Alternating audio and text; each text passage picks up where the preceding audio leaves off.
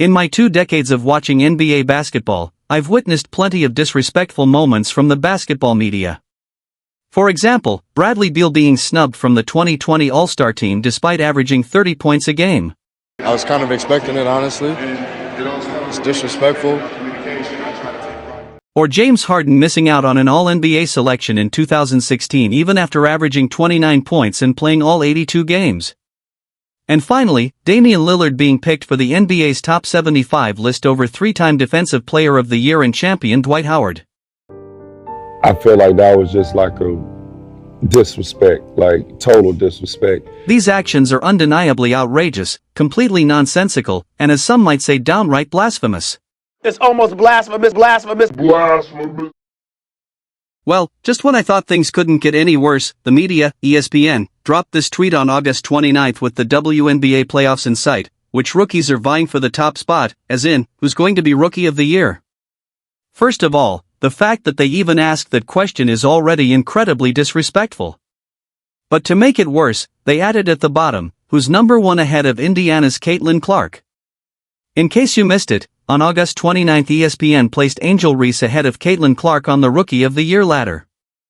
And if you're wondering why that's so outrageous, let me break it down for you with the story of the day. Caitlin Clark humiliated her bully Angel Reese. Final meeting between the Fever and the Sky. The Fever ahead of the series 2-1 coming into tonight. We welcome you into a sold-out Wintrust Arena.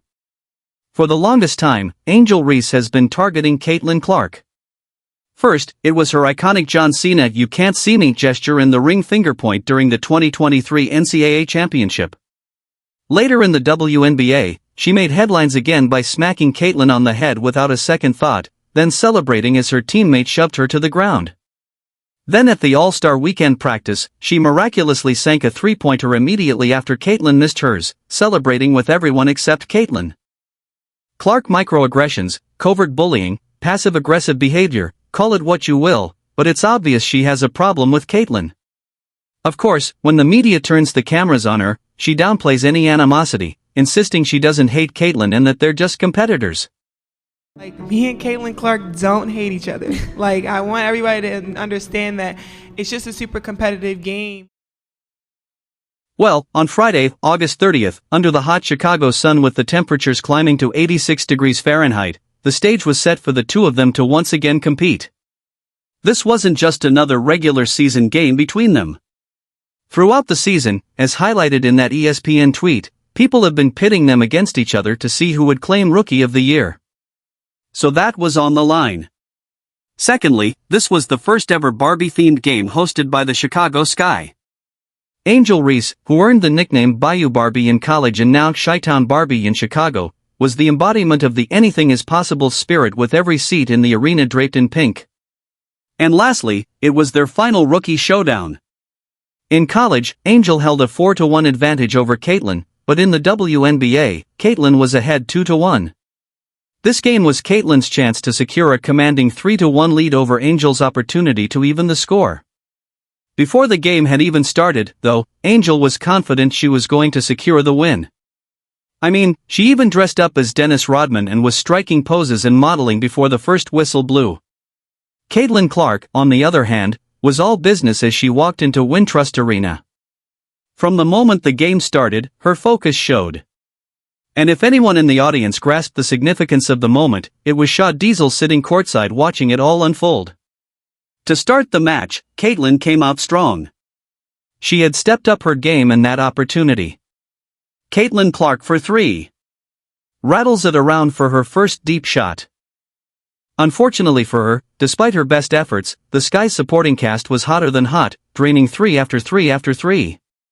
At one point, the score was 21-9, and it seemed like the Sky was on the verge of steamrolling the Fever. In that moment, I'm sure all Angel Reese could hear in her head was. Fortunately for Angel, like I said earlier, Caitlin Clark was all business that day. And as for the Sky's incredible 3-point shooting, well, their luck began to run out. The Fever began to mount a comeback with Caitlin Clark leading the charge, while Angel Reese was left helpless. That 21-9 lead vanished, and by the time the first quarter buzzer sounded, it was 26-23, a tight one-possession game. Caitlin Clark was fully aware of that fact. So to start the second quarter, she calmly sank a logo three, closing the gap. Fever good ball movement on this possession. Logo shot. Logo M for Clark. Angel Reese tried to respond but ended up traveling. This, ladies and gentlemen, would become the story of the night. Caitlin Clark kept making unbelievable plays, even interacting with the crowd, playfully asking if her shots went in. Meanwhile, Reese struggled so much that it became clear why I previously said that this ESPN tweet about who the best rookie is was downright disrespectful. If you think I'm over-exaggerating, just wait until you see what unfolds for the rest of the game, because things only get infinitely better for Caitlin and infinitely worse for Angel. I'm sure Sue Bird, who was right there in the arena, would wholeheartedly agree. As the third quarter began, the Sky grew desperate to stop Clark, resorting to tactics like this one, where they even denied her a safe landing spot. Angel Reese, on the other hand, was being guarded on the three-point line as if she were Giannis. Unfortunately for Reese, she lacked Giannis's other qualities. The Fever punished her around the rim, and when she tried to attack, she failed miserably. Here, the third. Angel Reese lowers her head. Yes, a loose. As I mentioned earlier, the story of the night was Caitlin's greatness on full display and Angel's disappointing performance. And keep in mind, this was after Angel dressed up as Rodman and modeled before the game on Barbie Day in the home of the Chicago Sky. By the end of the third quarter, Caitlin Clark had racked up 23 points and 9 assists, while Reese managed just 5 points and 7 rebounds. The overall score was 78-64 in favor of the surging Indiana Fever, who have held the third-best record in the WNBA since mid-June. Then came the fourth quarter, where Caitlin Clark once again looked like a hero, and as for Angel, well, she and the Chicago Sky looked like sore losers, amongst other things. And if you're curious about what I mean, let me walk you through exactly what went down in the fourth quarter. So first and foremost, when it comes to pure basketball, Caitlin Clark was dazzling once again. Home in the quarter, whether it was her shooting or playmaking, Caitlin did it all, and there was nothing nobody could do to stop her. The game became so one-sided, at one point reaching a 25-point lead, that Caitlin was casually tossing up horse shots. And the Sky, well, their frustration led them to resort to cheap shots. Take this play, for example. When Diamond DeShields collided with Clark, from one angle it initially looked like an accident, as if she was genuinely trying to help her up afterward. But from another angle, it was clear I was way off. The fact this assault was not cause for immediate ejection by the referee means the WNBA needs to fire this referee, change league rules, and fine this player for this flagrant foul. I mean, after that incident, a startling stat emerged, which said that 77% of all flagrant fouls in the WNBA have been committed against Caitlin Clark, and the Chicago Sky, Angel Reese's team, is responsible for 80% of them. Now do you see what I mean about Angel having something against Clark? But anyway, not long after that incident, Caitlin Clark wrapped up the game with 31 points and 12 assists, waved to the crowd, and then exited the game.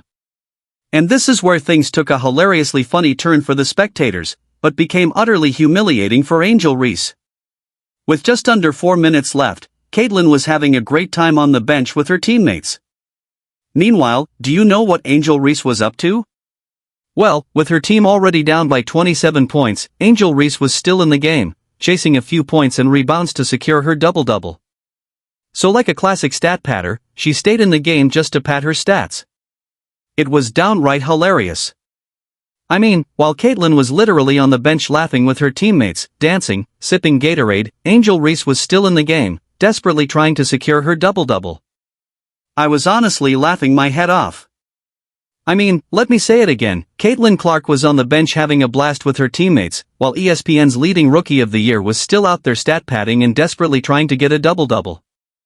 Adding to the humiliation, she missed back-to-back free throws. This sparked a firestorm online, with fans saying things like, Angel Reese padding in a 27-point game with 3 minutes left against the Fever bench. I'm sorry, it just has me laughing because she had like 5 points with 4 minutes left in the fourth. Now a double-double? Caitlin Clark is winning games, and Angel is disrespecting the game by doing the most egregious stat padding I've ever seen to continue a streak that only exists so her fans have something to point to.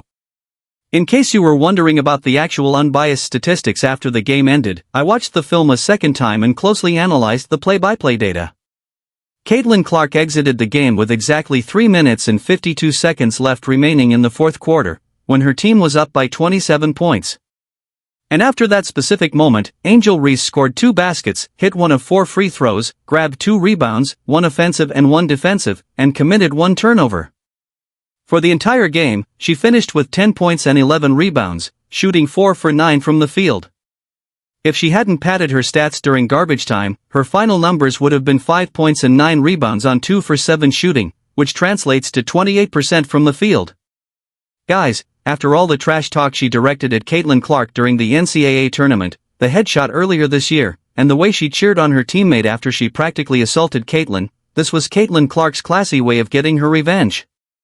She didn't trash talk Angel or show any disrespect. Instead, she let her basketball skills do all the talking, dominated Angel Reese on her own court while engaging with the crowd in her house. Ladies and gentlemen, this was the day Caitlin Clark utterly humiliated Angel Reese. To be fair though, Caitlin's game has been humiliating everyone, not just Angel. This actually includes the entire USA Women's Olympic team because the truth is, they snubbed her. If you're curious about what I'm talking about, then ladies and gentlemen, click on this video right here where I break it all down. And trust me when I say you don't want to miss this one.